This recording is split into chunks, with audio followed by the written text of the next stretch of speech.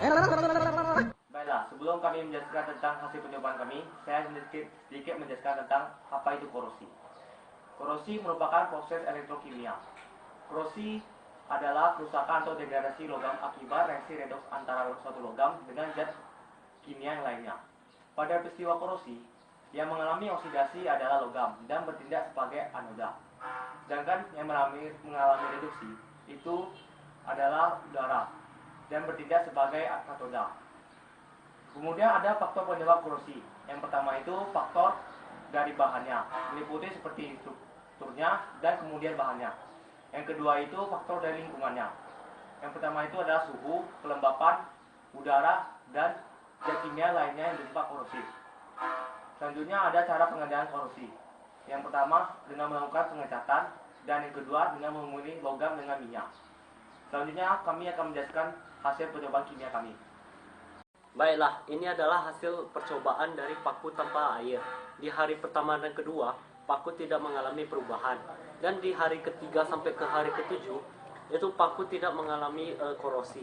Kenapa? Karena di kedua wadah ini, paku tidak berikatan dengan udara dan air.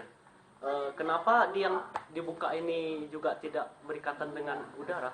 Karena tempat wadahnya itu terbuat dari plastik, sehingga udara tidak bisa berikatan dengan paku. Selanjutnya, saya akan menjelaskan mengenai percobaan kami mengenai paku dan larutan garam serta paku dan air. Percobaan keduanya ini hampir sama, hanya saja bedanya pada larutan garam, dia lebih cepat mengalami korosi dan juga perkaratannya itu menyeluruh. Sedangkan air itu korosi lebih lambat terjadi dan perkaratannya tidak menyeluruh.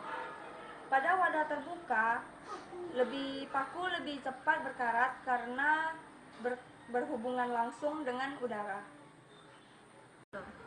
Berikutnya adalah hasil percobaan antara paku dengan cuka. Di hari pertama percobaan, paku belum mengalami perubahan sedikit pun. Dan di hari kedua, paku sudah mulai menunjukkan perubahannya. Di hari ketiga dan keempat, cuka sudah mengalami pengaruhan dan paku sudah mengalami korosi dan timbul gelembung-gelembung di sekitar paku. Hari kelima, enam, dan ketujuh, air cuka sudah semakin mengeruh hingga berwarna kecoklatan. Paku semakin mengalami korosi dan gelembung-gelembung yang dihasilkan pun semakin banyak. Antara percobaan paku dengan cuka di wadah yang terbuka dan tertutup, paku yang paling cepat mengalami korosi itu di wadah yang terbuka, karena di wadah yang terbuka paku akan berikatan langsung dengan udara. Percobaan antara paku dan minyak. Di sini paku tidak akan berkarat karena wadah yang telah diberikan minyak ini dapat menghalangi paku berikatan dengan air maupun oksigen.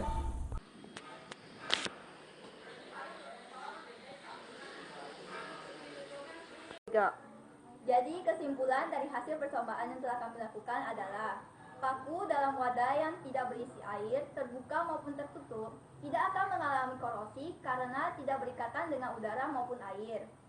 Kemudian, paku dalam wadah yang berisi air maupun lautan garam akan terkorosi dan mengubah warna air dan lautan garam itu karena adanya reaksi oksidasi oksigen. Kemudian, paku dalam air cuka akan terkorosi dan mengubah warna air cuka itu menjadi coklat kehitaman karena adanya reaksi dari asam pada cuka itu.